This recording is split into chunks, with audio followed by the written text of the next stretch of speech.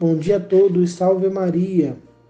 Hoje nós vamos meditar no terceiro artigo do capítulo 7, dando prosseguimento aos efeitos e às consequências que São Luís vai narrar na vida daqueles que são consagrados à Virgem Maria. Quais são os efeitos da consagração na vida do verdadeiro devoto? Ele já falou aqui sobre o conhecimento de si mesmo, já falou sobre a participação na fé de Maria, e agora ele vai falar sobre a graça do puro amor. A graça do puro amor é a graça que Nossa Senhora alcança para nós quando nós nos dedicamos inteiramente a ela.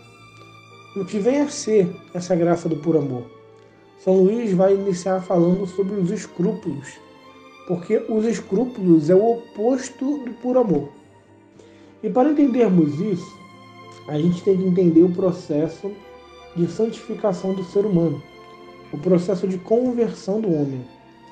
Os santos, geralmente, eles separam o processo de conversão do homem em 3 etapas. Assim que a pessoa se converte a Deus, vira cristão, recebe o batismo, adentra a fé como, de fato, um cristão praticante, quando acontece essa primeira conversão, geralmente ela se dá por alguns motivos que não são puramente amor a Deus. Geralmente as pessoas saem de uma situação difícil, de um aperto, de uma dificuldade, ou recebem um baque, um choque na sua vida e que despertam para a conversão. Outras pessoas, por medo do inferno, da condenação eterna, através de algumas graças que recebe de Deus, se converte para salvar a sua alma. Basicamente, o primeiro estágio da vida de um convertido é o temor servil. O que vem a ser o temor servil? É aquele medo de Deus. É aquela pessoa que se converte, mas o primeiro sentimento que ela tem em relação a Deus é um sentimento de temor servil.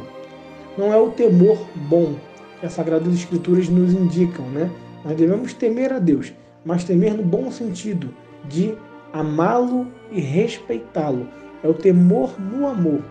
O temor servil é um temor de escravidão, onde a pessoa ela até faz a vontade de Deus, mas ela faz porque ela tem medo de ir para o inferno. Então ela é tão apegada ao pecado, aos vícios, que ela não comete o pecado ou evita de cometer o pecado, não porque ela quer amar a Deus, mas porque ela quer fugir da punição. Então é basicamente o seguinte, olha, eu não vou cometer esse pecado, mas se Deus não me condenasse no inferno por causa dele, eu até faria. Ou seja, aquela pessoa que tem um pezinho lá, um pezinho cá.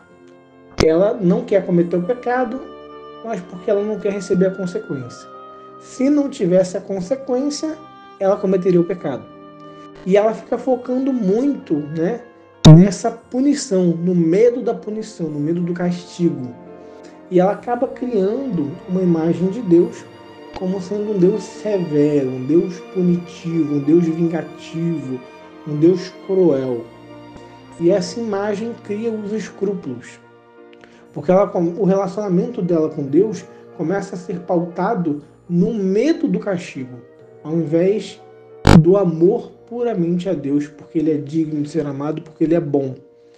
Então essa pessoa começa a fazer a vontade de Deus meio que com reservas, Ela se preocupa em não cometer pecados mortais, muitas das vezes, porque pode levar para o inferno, mas os pecados veniais ela basicamente não se importa muito, porque no máximo ela passará pelo purgatório.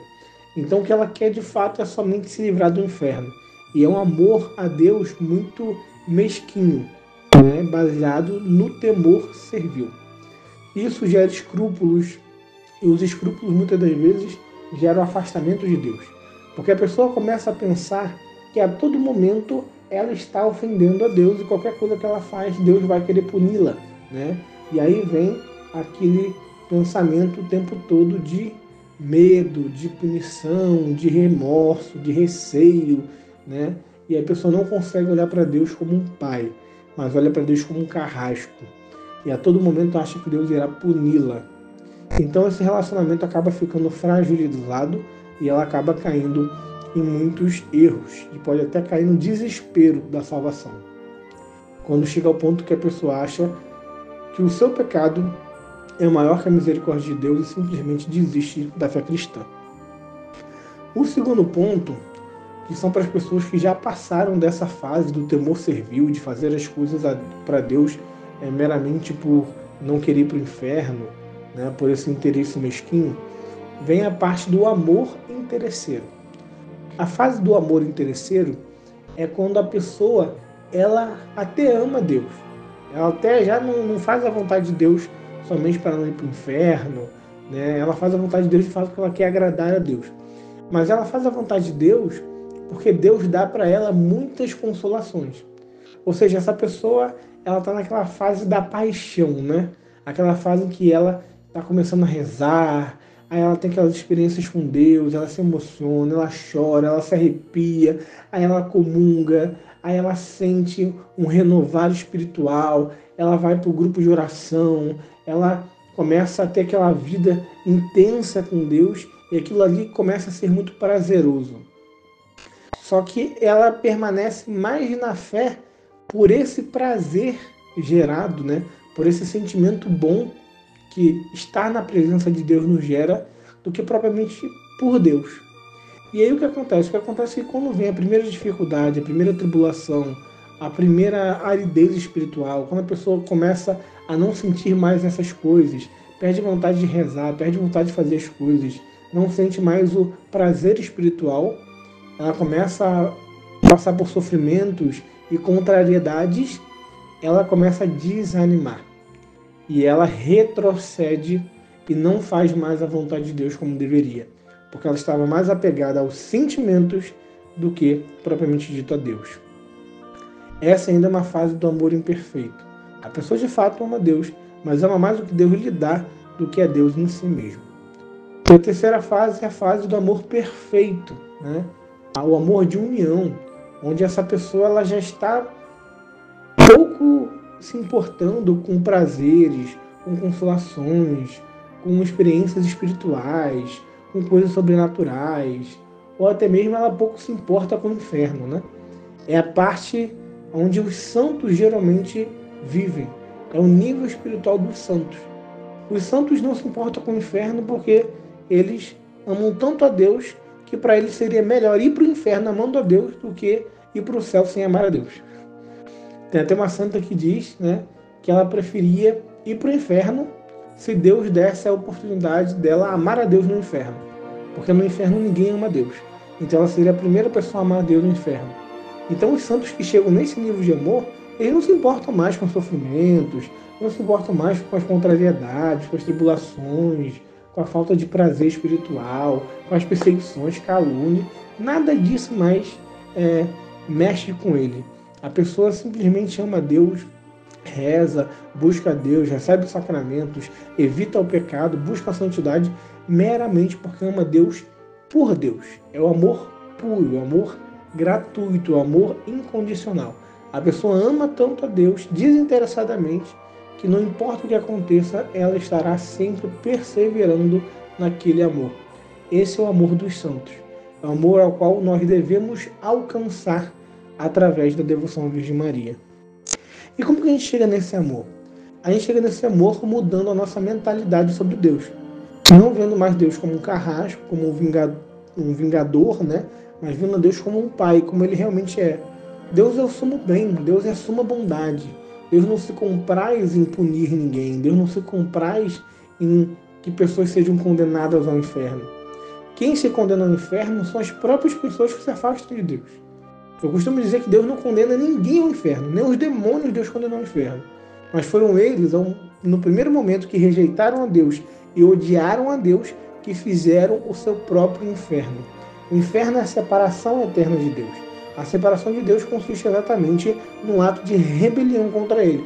Então uma alma que morre em pecado mortal, que morre na impenitência, na obstinação, no erro, ela está em rebelião, em ódio contra Deus.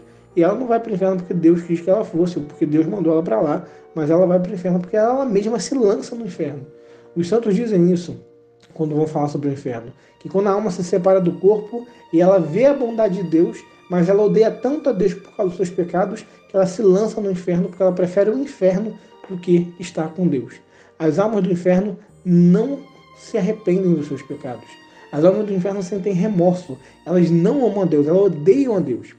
E se Deus lhe desse a oportunidade de salvá-las, a oportunidade de que elas fossem para o céu, elas rejeitariam, porque elas preferem sofrer eternamente do que estarem com Deus.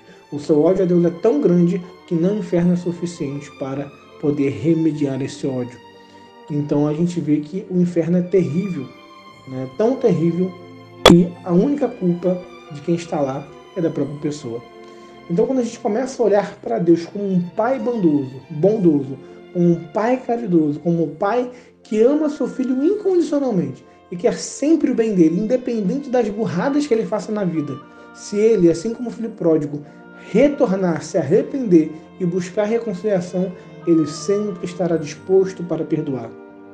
É o que eu já falei sobre o Papa Francisco, eu repito, o Papa Francisco tem uma frase célebre que ele diz: Deus nunca se cansa de nos perdoar. Somos nós que nos cansamos de pedir perdão. Então, meus irmãos, que nós nunca cansamos de pedir perdão e com o auxílio da Virgem Maria, ela nos ajudará a olhar para Deus com esses olhos verdadeiros, com esses olhos reais, olhando a Ele como Ele realmente é. E assim poderemos passar do amor servil e do amor interesseiro ao amor perfeito, ao amor puro. Essa graça do puro amor é o que a Virgem Maria nos propõe, que é o amor que ela teve, que é um amor, o maior amor que uma criatura poderia ter por Deus nessa vida, e na outra é o que a Virgem Maria teve e tem. Então que possamos participar um pouco desse amor, através da consagração. Essa é a meditação de hoje. Fiquem todos com Deus. Salve Maria.